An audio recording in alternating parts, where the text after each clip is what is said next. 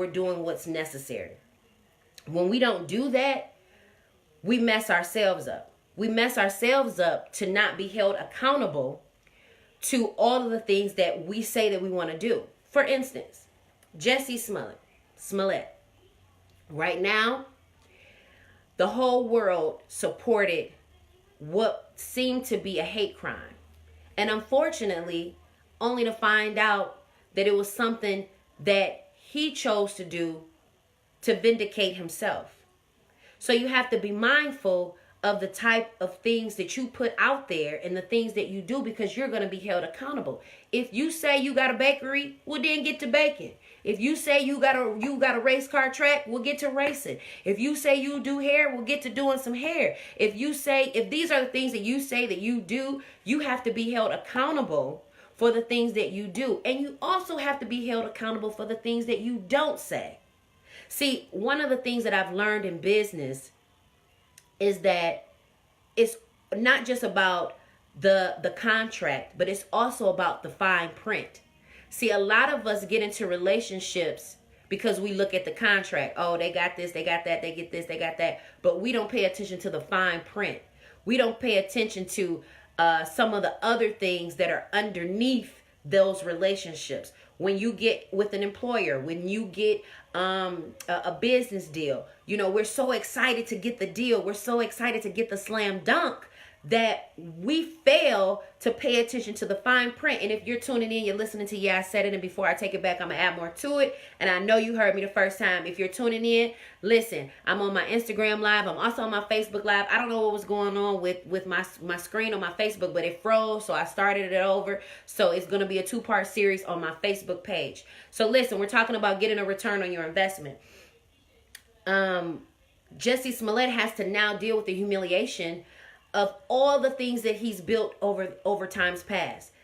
All of the support and the knowledge and the wisdom that he has given to his community and the people who he supports, nobody will believe him now.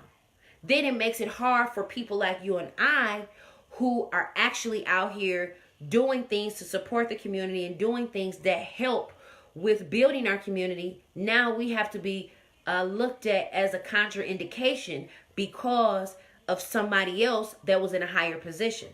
And not only that, we have to be mindful that we take accountability when we do wrong. See, a lot of us don't want to take accountability when we have wronged a situation or somebody. I talk about this in a lot of my videos, and make sure that you go and check out some of my videos on my YouTube page.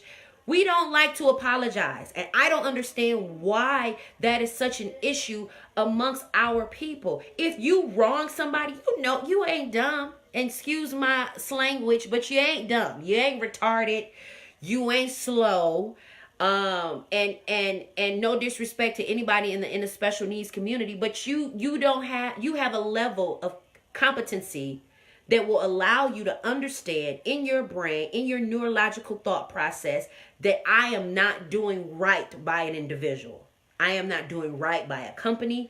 I am not doing right by myself as a business owner or entrepreneur. There are some things that I need to change. There are some behaviors that I need to change. And it's not so much of you're in the wrong, because I talked about this before. One of my previous employers, when I worked for Wayne County, and I thank God for her, I didn't realize that I was being groomed and I was being molded, because sometimes we don't know how to address and deal with criticism versus being critiqued. And I talked about this in a show before, the difference between somebody criticizing you and somebody critiquing you. Somebody that's criticizing you is going to tell you everything that's wrong with you without giving you a resolution as to how you can do better. When you're being critiqued, that comes with a resolution. That comes with alternative ways of you doing a particular thing. You have to be very mindful of looking at certain things as criticism opposed to being critiqued. We get so emotional and we get in our feelings and we feel some type of way because we don't want nobody saying nothing to us. And yeah, I was grown and I could have gave her a piece of my mind, but I chose not to, because obviously this person has been in her position for 2 decades and I'm just new to the game. So why would I not listen to somebody who is well equipped and educated? And if you're tuning in, you're listening to, I said it, and before I take it back, I'm gonna add more to it. We're talking about getting a return on your investment. And the thing about it is that it can be risky when you invest. But the thing about it is that when there's no risk, there's no reward. Now, the reward could be positive or it could be negative. In the case of Jussie Smollett, his reward is going to be negative. He took a risk. That was risky. That was risky to hire some strangers, to anticipate and expect them to fulfill something that you want them to do. Now, did they fulfill what you asked them to do? Yes. But did you plan the repercussions of what would happen if you got caught? See, that's the difference between the risk and the reward. See, when you put in a risk for something, say for instance, it's to purchase a house, or you risk, putting your pride aside and getting in a relationship, or you risk investing in a business. You have to be mindful that people who invest have other ways and backup plans if this situation don't work out. That's why a lot of us deal with our investments when they fail. We don't want to invest anything else in anybody else or do anything else because you weren't prepared if that so happened to fail or it becomes negative. I had an investor who invested in my company, Detroit Lash Lounge. Unbeknownst to me, I didn't know that a year into my business that I was going to have to pay for my brother's funeral. I didn't anticipate having to pay for my brother to come from a prison and to come and get picked up by the funeral home, to have to pick out his clothes, get a casket. Like, all of that is expensive. And that took all of my capital. So I didn't anticipate having to pay for a funeral, but I also didn't have a emergency fund.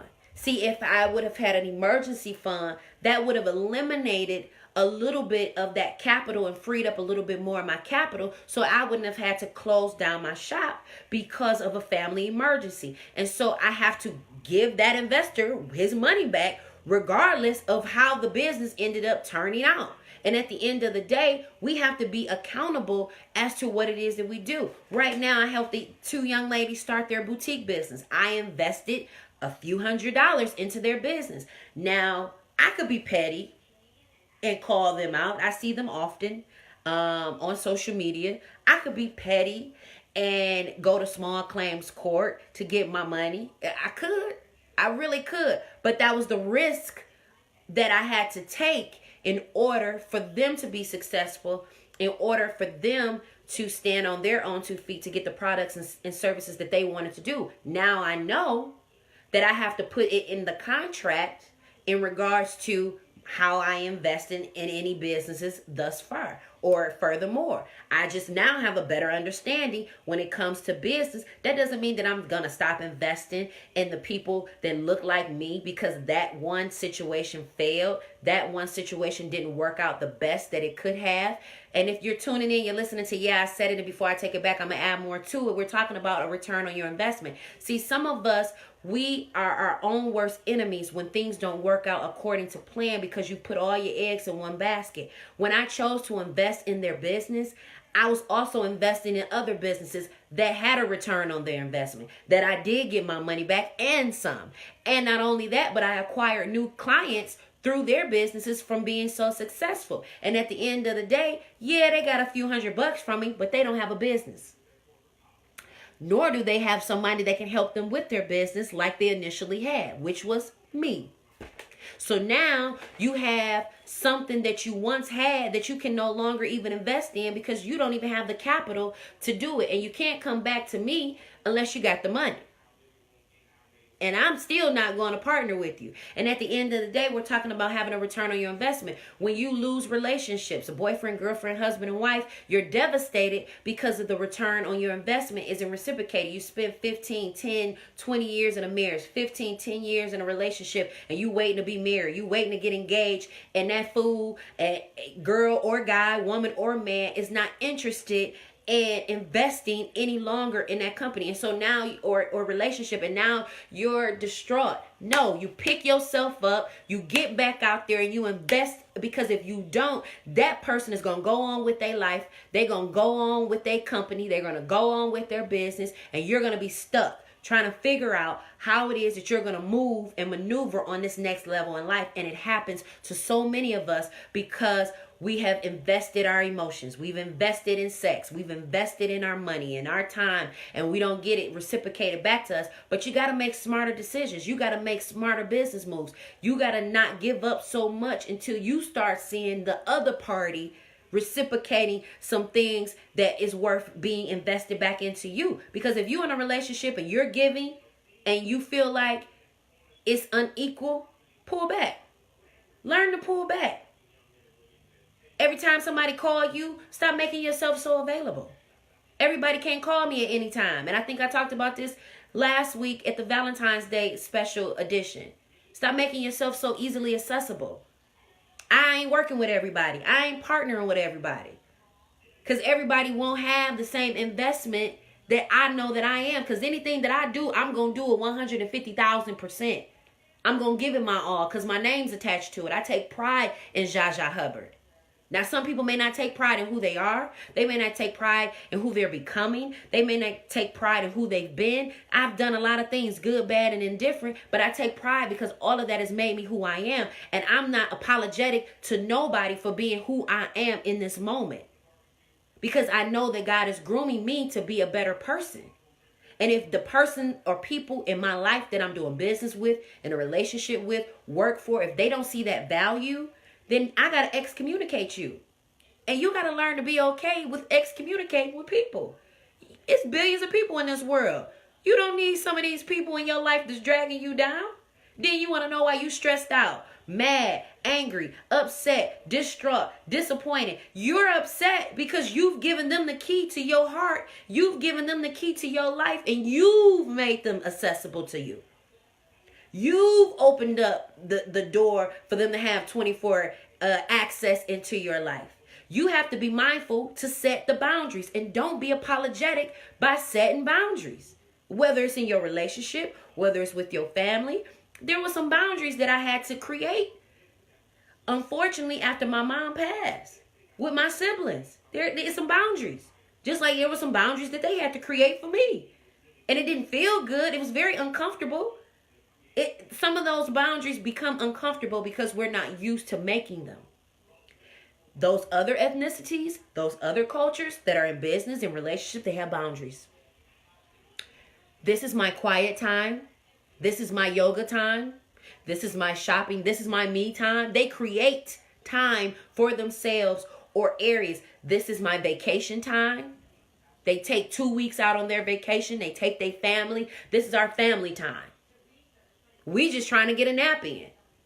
We have to create those boundaries. We have to create those boundaries with our relationships, with our kids, with our money. And if you're tuning in, you're listening to I Said It, and before I take it back, I'm going to add more to it. We're talking about getting a return on your investment.